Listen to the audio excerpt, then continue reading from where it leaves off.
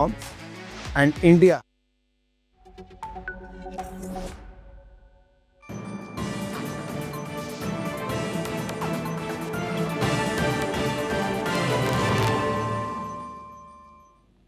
Hello and welcome. I'm Kriti Mehta and you're watching America 360 on NewsX World. Let's take a look at the top headlines this hour. US and Russia hold peace talks in Abu Dhabi. As missiles pound Kyiv, US Army Secretary Dan Driscoll has held unannounced talks with Russian officials in Abu Dhabi as part of an intense new push by President Donald Trump's administration to end the Ukraine war.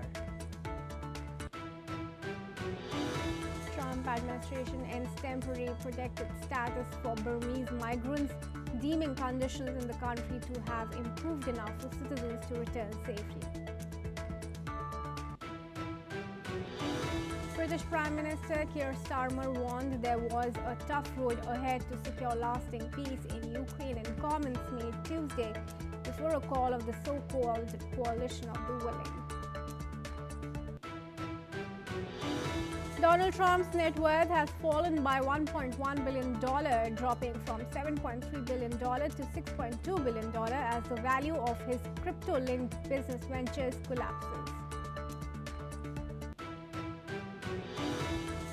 The Trump administration officially designated the Venezuelan group Cartel de Solos as a terrorist organization on Monday, even though questions remain about whether the group truly exists. US President Donald Trump says he held a very good phone call with Chinese President Xi Jinping, describing US-China relations as extremely strong. Trump says they discussed Ukraine, Russia, fentanyl, soybeans, and other farm products. Japan's Prime Minister Sanae Takaichi and President Donald Trump held a phone call today, their first since Takaichi triggered a diplomatic clash with Beijing over comments suggesting that Japan could respond militarily to a Chinese attack on Taiwan. A U.S. federal judge dismissed criminal cases against former FBI Director James Comey and New York Attorney General Letitia James, ruling that the prosecutor appointed at Trump's urging was illegally installed.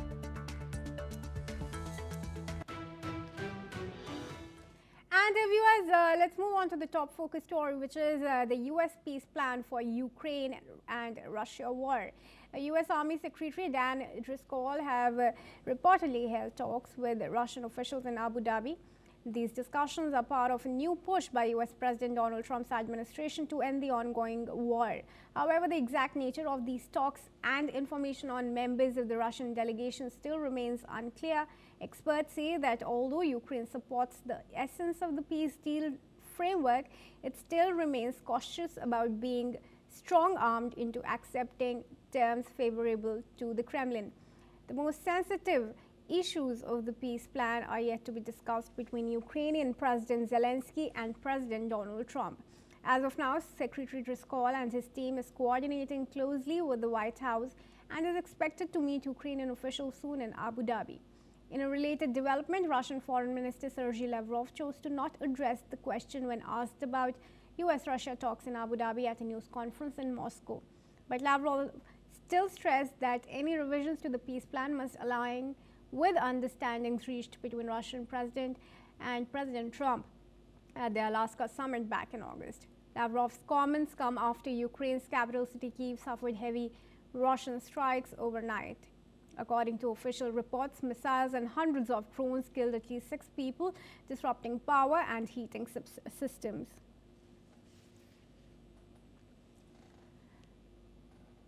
And Raymond Vickery, who's an international affairs expert and former U.S. Assistant Secretary of Commerce, is now joining us live from Washington. I extend you a very warm welcome here on NewsX World, and thank you for giving us your time and speaking to us. Now, so given that the talks were unannounced, is it a reason for Kyiv to be worried more? Well, thanks very much for having me. It seems to me that this approach of the Trump administration, instead of having a strategy to build peace, which requires not only an outlook which is comprehensive, but partners is once again degenerating into sort of a transactional real estate approach. The move from having talks in Europe to Abu Dhabi is, to me, not helpful because the coalition of the willing, which are moving forward to try to provide a long-term peace plan for Ukraine, is more sidelined the further you get away geographically from those nations which are most in support of Ukraine. That having been said, there is some hope that lurching from side to side will eventually produce the kind of strategy and coalition which can bring peace. We understand that the initial Russian-U.S. plan has been slimmed down from some 22 points to 10, and that those points which were really applicable to what Russia does with Europe have been largely left out. There is amelioration of this point about Ukraine withdrawing from territory which it still holds. There has been some addition of points which were left out in the first, such as return of kidnapped children. So it's a strange and wondrous kind of process, which I guess is compatible with a real estate developer's approach to having some sort of a transaction in which Donald Trump can claim a Nobel Peace Prize, but it's not the proper way forward. And I think the UK Prime Minister is absolutely right. This approach produces some tough sledding yet to go. Right, and what really is Ukraine left with now, given that already there was a large sentiment across sections that the plan favored the Russian interests, and Zelensky still wanted to hold discussions with Trump on sensitive issues? Yes, it seems to me that it's totally bizarre for the major affected party, namely Ukraine, led by Zelensky, is left out of talks when Russia and U.S. get together, first of all, in Florida, and then in later talks. This is not likely to produce the kind of settlement overall which is long term. You know, you can make concessions and get some sort of ceasefire, but that doesn't bring peace, doesn't bring the kind of stability which is necessary for long-term peace and prosperity, which after all is the goal here, and it should not be the aggrandizement of Putin or President Trump. It should be the long-term peace and prosperity for Ukraine, and by extension, the impact that it has on overall stability for Europe and the world. Well, absolutely, that remains the biggest cause as Kyiv still continues to be pounded by missile attacks. But I request you to stay on with us, Mr. Richmond, as we want to re-emphasize to our viewers how United Kingdom's Prime Minister Keir Starmer has told Parliament that there's still a long and tough road ahead in the Ukraine peace process. But he also reiterated the UK's unwavering commitment to the cause. Speaking on the issue, Starmer acknowledged that parts of the initial peace plan were not acceptable, but emphasized that there have been important steps forward in the negotiations. Starmer also shared a personal reflection describing how he had celebrated his daughter's 15th birthday with family, only to later see footage of a young Ukrainian girl around the same age being pulled from rubble after a Russian drone strike on her home. Listen in first. The initial draft of the 28-point plan included points that were not acceptable, but also some very important elements that will be essential for a just and lasting peace. For example, it sets out steps on security guarantees from the US and partners.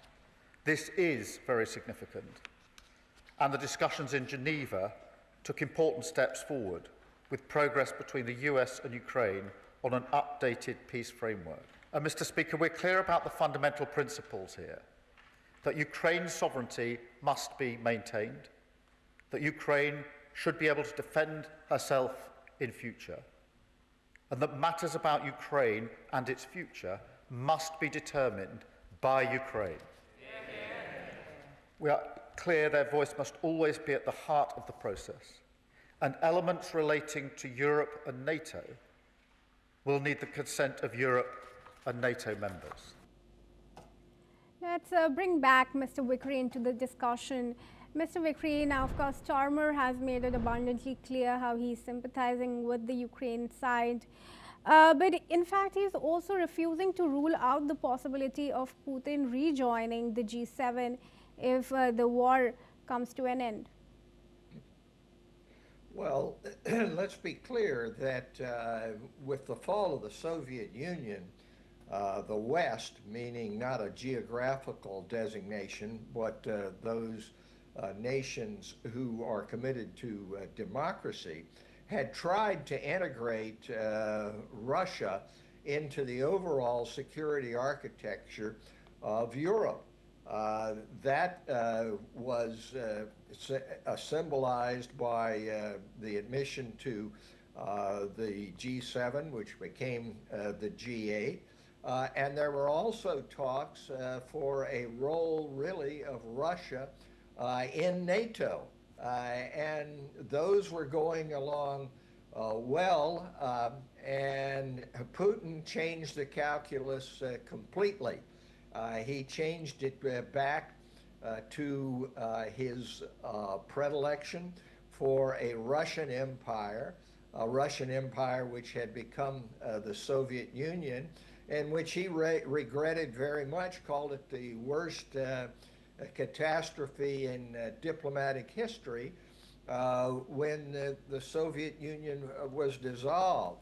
So yes, there is an opportunity to try again to reintegrate, but it becomes extremely, extremely difficult when you deal with a Putin mindset, which seems to be a throwback really to the 19th century, when greatness was determined by how much territory you can control, the old empire building approach.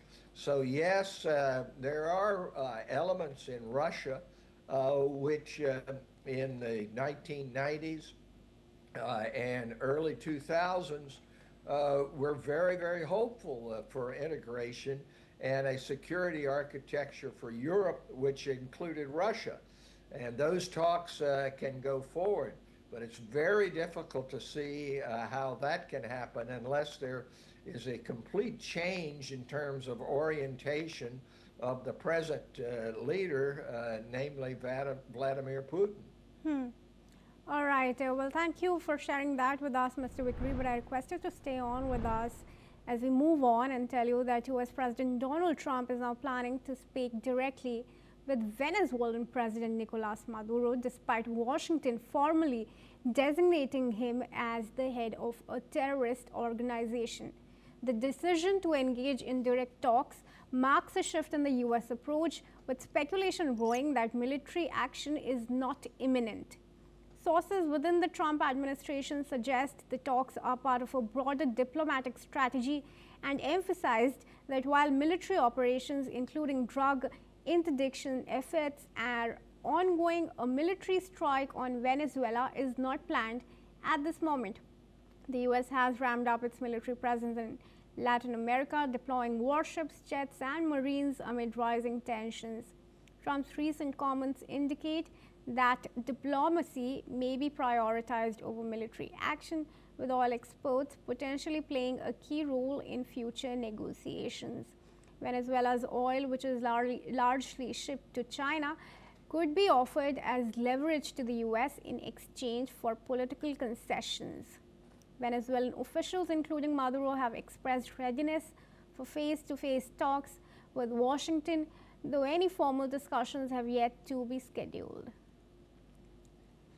Let's now bring back Mr. Raymond Vickery, beg your pardon, into the discussions. Mr. Vickery, it's interesting how the U.S. has changed its stance as far as Maduro is concerned, but what really does he have to offer? Well, thanks very much for allowing me to comment on this. There's much that can be offered. First of all, President Trump has used as an excuse, really, for the military action thus far, an attack on drug smuggling. He's talked about fentanyl. Actually, fentanyl doesn't come from Venezuela or South America. Cocaine is what's being smuggled there. But Maduro can offer a more cooperative approach in regard to drug interdiction.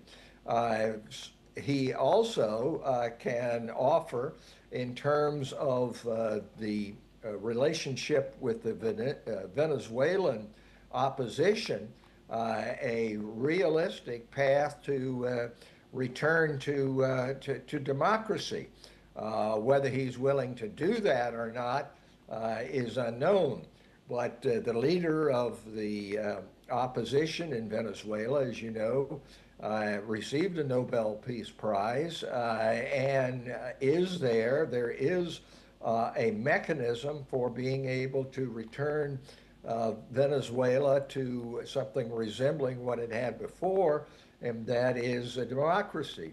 Now, oil, of course, is key, not so much for importation directly to the United States, but in terms of where that oil may be going and whether or not it supports U.S. Foreign policy goals.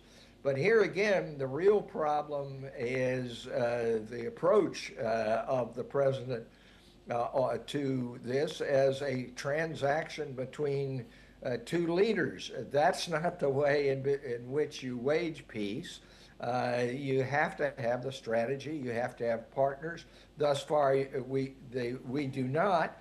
And there's been tremendous pushback in the United States to the approach of President Trump, this blowing of boats out of the water, in which President Trump is the prosecutor, judge, jury, and executioner, has received pushback. And so both in the Congress and more broadly.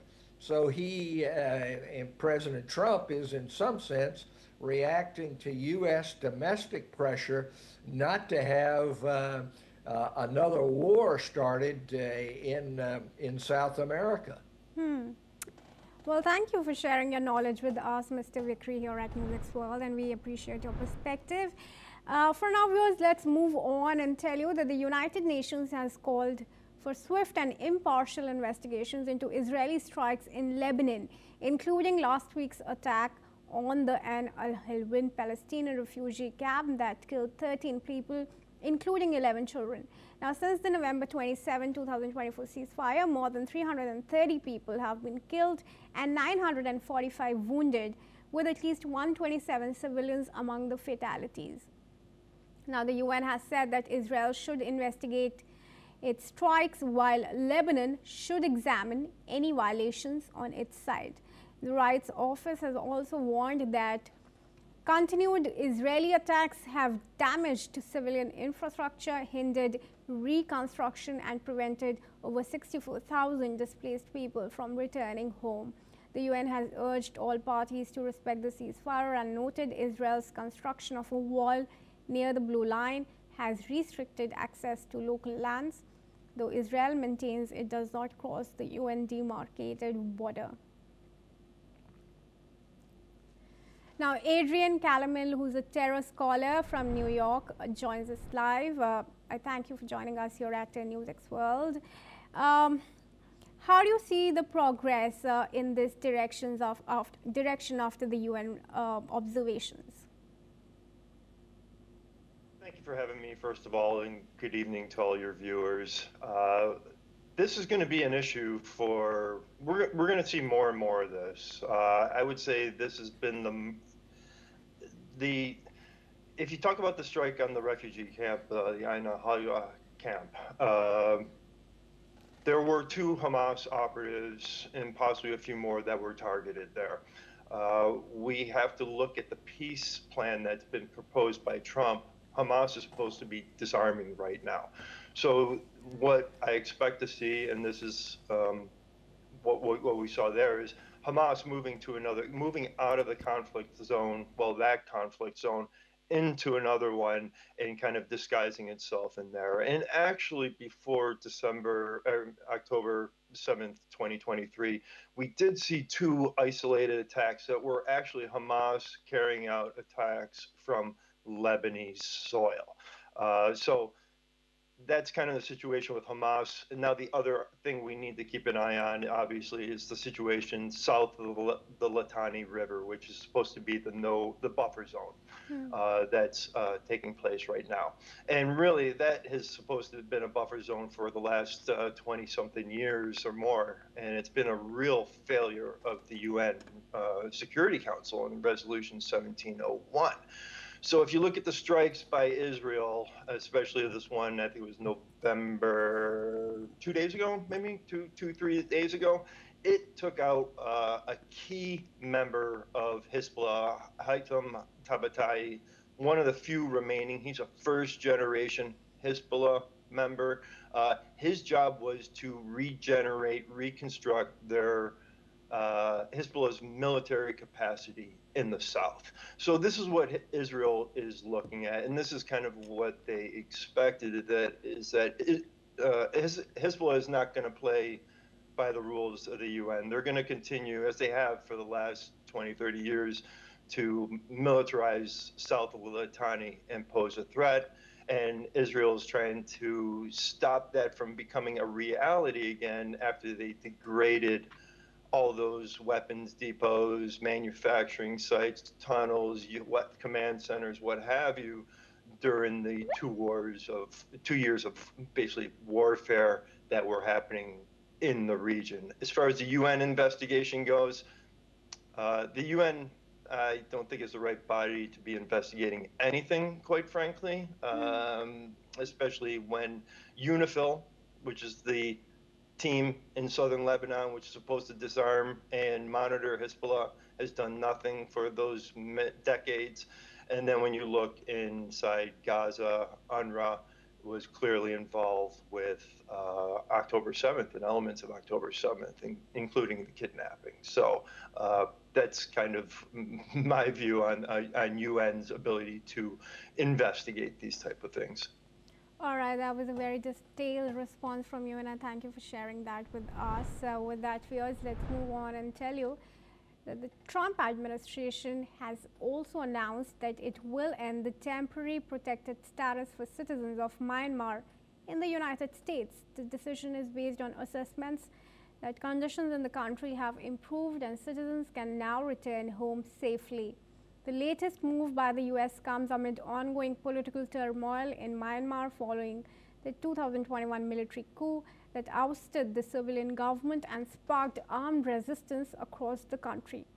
Now, the US's Department of Homeland Security has confirmed that its Secretary Kristi Noem has already consulted with concerned US government agencies before terminating the temporary status. The termination will reportedly affect about 4,000 Myanmar nationals, with the status set to expire on the 26th of January next year. Meanwhile, the US State Department still continues to warn its citizens against travel plans to Myanmar, citing civil unrest, armed conflict, and inconsistent law enforcement. All right, and now let's move on and tell you that according to Bloomberg Billionaires Index, US President Donald Trump's family wealth has fallen by more than $1 billion, and this is driven largely by steep losses in their high-risk cryptocurrency and meme coin investments. The Trump family's exposure to volatile digital assets has significantly eroded their net worth, bringing it down from approximately $7.7 billion in early September to about $6.7 billion now. Bloomberg analysis notes that a substantial portion of the decline stems from the sharp downturn in value of meme coins and other speculative crypto holdings linked to the Trump brand. Trump and his family's move into cryptocurrency and non-fungible tokens, unique digital assets, has still been enormously lucrative overall, boosting their family wealth by billions, particularly since the president returned to office.